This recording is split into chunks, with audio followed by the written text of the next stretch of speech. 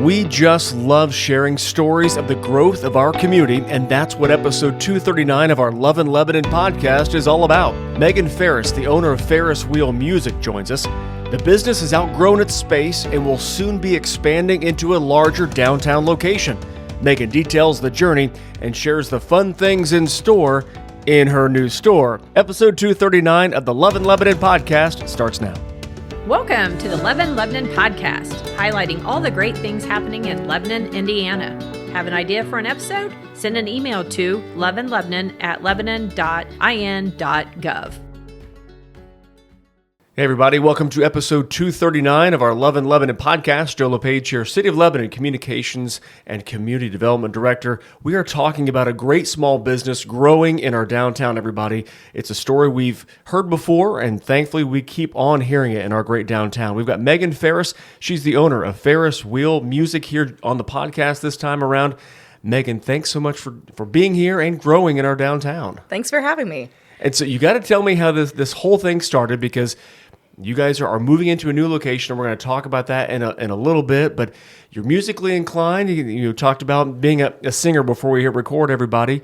And when did this love of music take place and lead you to want to open up your doors and share your love of music with other people? Well, how long do you have? That is the no time limit. I have plenty of discount. So, born and raised here in Lebanon, so I've had many, many influences growing up here, from Carol Bellis to Mildred Flannery to Gail Lehman to Barb Springer. Like, I could list more and more and more. You're playing all the hits of famous musical folks here. Yes, but they all made such an influence on me and helped project me into my love of music, and then wanting to give that love back to others, which is why I ended up in teaching.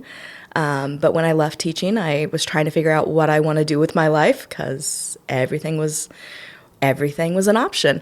And I eventually led myself to just doing some piano lessons, vocal lessons, just starting small and just giving that, hey, I can still teach, I can still give my love of music to someone else, to the next generation. But it started taking off. And I knew I was at a point, probably 3 years ago, that I needed to seriously figure out, do I want to keep doing this? Do I want to make it bigger? Or do I just need to go on to something else? And when Heart of Lebanon moved out of 103 East Main Street, I saw the little thing pop up on Facebook and remembered what their space had been like, what the setup was, and I went, that's what I was looking for. That it's exactly the setup and everything I needed to start. And so I jumped on it. I took all the info I could and reached out to who I needed to, and I jumped.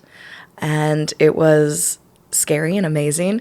But we just started with lessons, but more people kept coming in from the community going, hey, I also need to get this. Hey, do you sell this? I'm looking for this. I'd rather support local, buy local, than just go online and get something.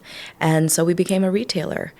And that started to take off, and we were doing more special orders, and I realized I needed more room, and realized that the community really wanted a music store. So I created a music store out of my family music area. And I was sad to see my family music classes go, but I knew that this is what the community was wanting from me. And we've grown ever since. We just had an amazing, amazing holiday season. But it was another one of those things where the right moment, right people around me, and finding out the right thing. So thanks to Mel from Indiana Gifts, she got me connected to Rob Crawford, and I got to see his space. And when we were first meeting, where our new location will be at 115 West Main Street, he was like, hey, I think I did some research, and there used to be a music store here. And I went back from when I first opened, and Eric at the library helped me kind of figure out what the history of music was in Lebanon. And we had some kind of music store and have records of it from 1900 to 2014. And I think there was a few that were missed in there that I've later learned. But I went back into that research and found out in that exact location we'll be moving was the old DNR Music House from 1971 to 1986. So I love that it's this full circle moment kind of thing where I'm going back to this history of Lebanon. I mean, you said you saw it pop up on social media and you kind of, were able to get connected and get there. Was downtown a place you were looking at, or was it just someplace in Lebanon because you're born and raised here and had some deep roots here already? I was not looking at downtown. I was looking for any location, and it just happened that it was downtown. And I'm so excited that I took that leap because I've loved being downtown. It has been awesome, and we have the piano that sits right outside our store, which will be moving with us. But to see all the kids coming from PPM and stopping and playing the piano, and when the weather is nice and not like it is now, getting to be outside and get work done and visit with everyone who's walking down the street, and it's been amazing getting to make that choice to be downtown. And I'm glad that I get to stay downtown.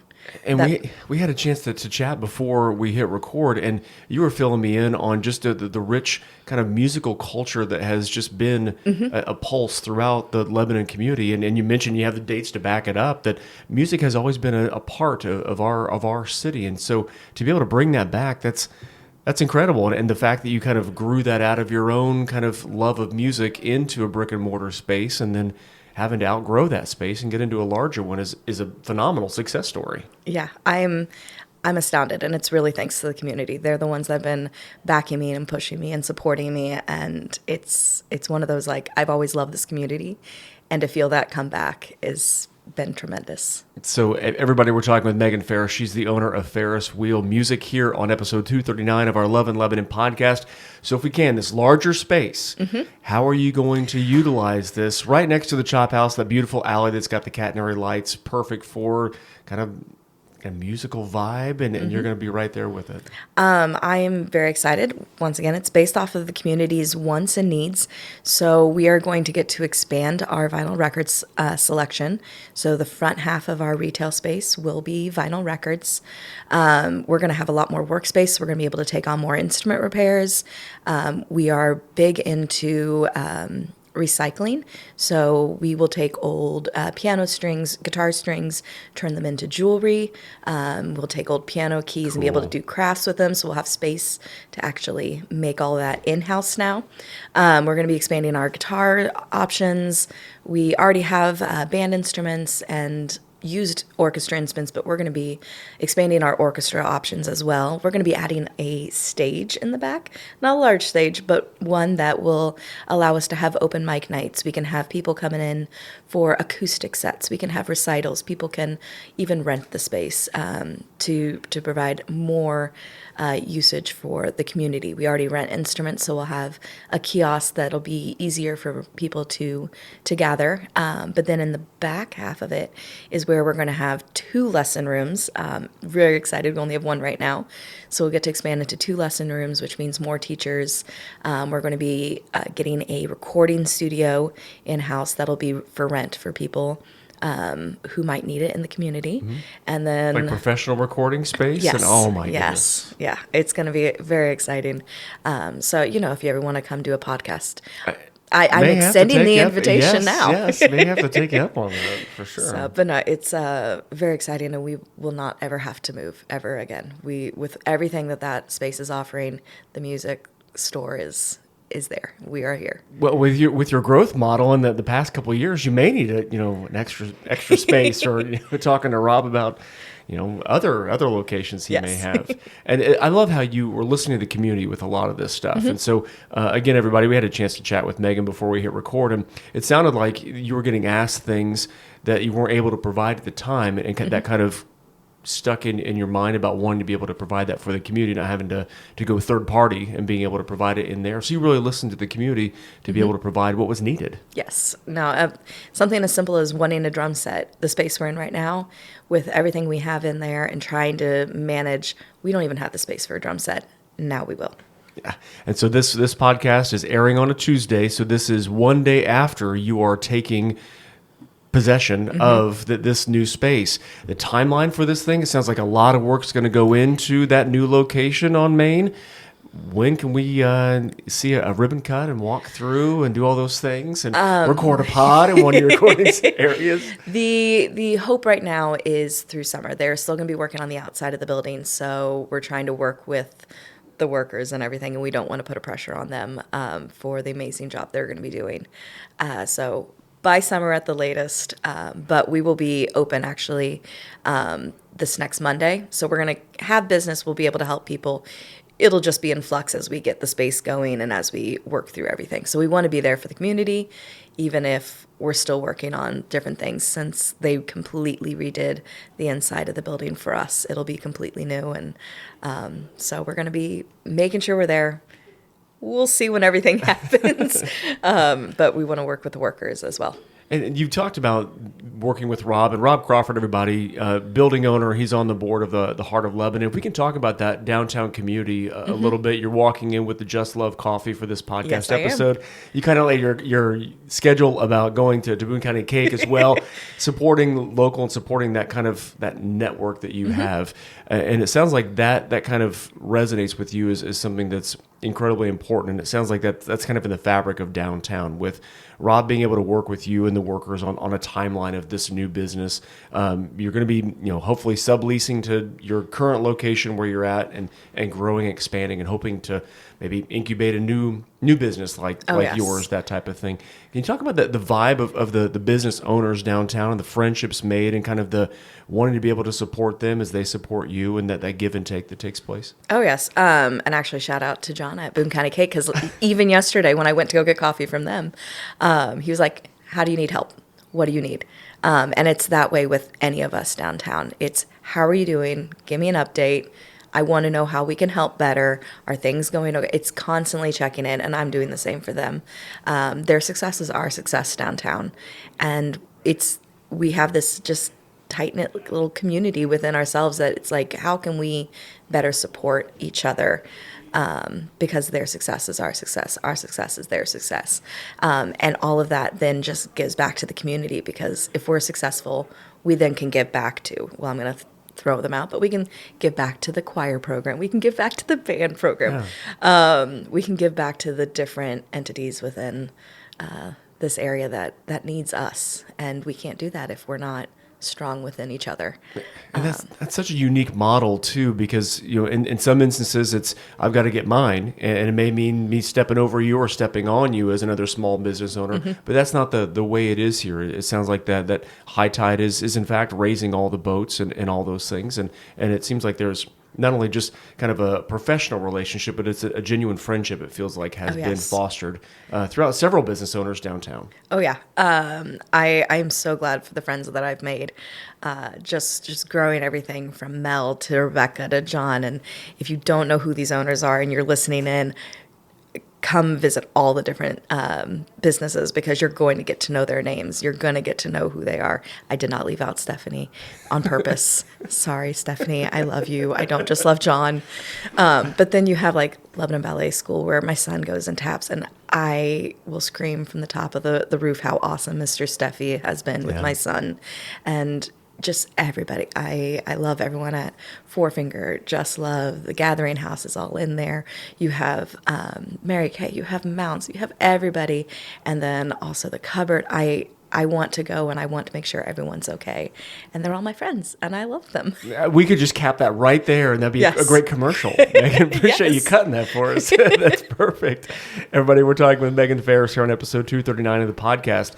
And we talked earlier about just like your love for the community, and coming up in June. You guys are hoping to be open by June, but World Music Day is coming up, and you guys do a big fundraiser for that. And can you kind of talk about that and how you saw it go at the current location, and how you'd like to expand that give back effort as well going forward? So we do celebration of World Music Day. This year we're actually going to be able to do it on the actual International World Music Day. But it is a fundraiser that we do, because I was seeing some of my lesson families, but then other families in the community who are wanting to do art classes, dance classes, and music classes, but weren't able to fund that because of financing. And so it's a fundraiser to make sure that we can do that, and we can support families. We've been able to support 5 different families this year, be able to take dance classes and music lessons. And I want to expand that. I want to grow that. But it was a street fair that we put together, and it had different vendors. We had musicians. I have a partnership with Music and Arts, and that's who I do my rentals with as well, since we do rent instruments. And they came out and they helped support us. Key Bank helped and came and supported. Shout out to Zach, who made sure I ate that day. But we had food going, and it was just fun entertainment activities. And this year we're going to grow it. It was enough to fit in the half block area right in front of my current store. This year, we're going to need more space. I had already run out of space by the time the event happened, and we had more people wanting to donate their time or come and figure out how they could help with the event. So lots of live music, different art mediums, art therapy kind of things, but also like face painting and different vendors, some of whom are also my friends that you'll see a lot at the markets, whether it's on Tuesday or Saturday mornings. And we just have a fun day raising money and another way to give back. And can you put a price tag on just the feeling that you feel to be able to provide music classes or that music experience for a family that couldn't otherwise afford it, being able to have them keep going down their musical journey? I can't put a price on it. Yeah. It is priceless. It is to see someone be able to see a student be able to just glow. You can't put a price on that. And if they hadn't had that opportunity, it wouldn't have been there. Like, how do you put a price on that? Yeah. If we can kind of talk about your current space that you're hoping to sublease, and again, Yes. you talked about the not wanting to put too much stress on the workers, and the Mother Nature is just throwing us curveball after curveball this year. Jeez. It really is. So not putting things in pen, more Yes. so in pencil. If someone's got an idea for a business in your sublease space, how does that whole process? Oh, reach out to me immediately because you want to come downtown. This is a perfect little space. You said incubator. It really is an incubator space because it's grown leaps and bounds from what I started as. It's an idea. And now here I am, and I want that for somebody else. I want somebody else to come downtown and go, I have this idea, and get the support like I felt, and then I get to support them too. So yeah, if somebody has that idea, they want that business to like try it out. Let's really project it and like go crazy. Contact me. Let me know because I want that next business down here. We need to grow the downtown even more because I love it. I love downtown. Absolutely, just the environment, the community, the events. It's so amazing. There's just a vibe. Oh, yeah. There's a vibe, and for someone who's been here for their entire life, Yep. I'm guessing, you've seen it kind of Oh, yeah. ebb and flow, and to have it be where it's at now, to me, it's just incredible. But I'm It a is. little bit biased. No, it really is. I grew up kind of going, there's a few things downtown growing up, and there'd be, back to the 50s. I loved going downtown for back to the 50s. But that was pretty much it. Now I love being here. I love just walking around. And yes, I still sometimes play Pokemon Go and walk around. They're great Pokestops all there around. are. Man, I'm telling you. There may be a few right from my current spot that I don't have to leave and I can, but yeah. And we're still trying to get my piano to be a Pokestop. So maybe when we move, it'll work a little bit better. There we go. In the plans. I love it.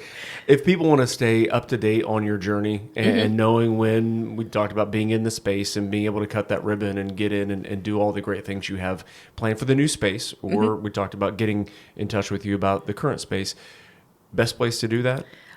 Honestly, come in. Come in and talk. I want to see everybody. I want to meet everybody. Or for those who have known me my whole life, yes, I want the embarrassment of all the stories you have of me growing up. But social media will be a good one for us to keep updated with, and especially when I can sleep and have more coffee, I'll be able to update even better. But no, come on in. But if you can't, social media is the way to go. We're on Facebook, Instagram, and we will be restarting our TikTok. I bet you will. I mean, you have a lot of new people to help tell your story there as well. Yeah. And folks, I'll put all the connections to the social media channels and platforms that Meghan utilizes on the body of this podcast. And so to help kind of keep you up to speed on all the things taking place with Farris Wheel Music and their growth into a new space downtown.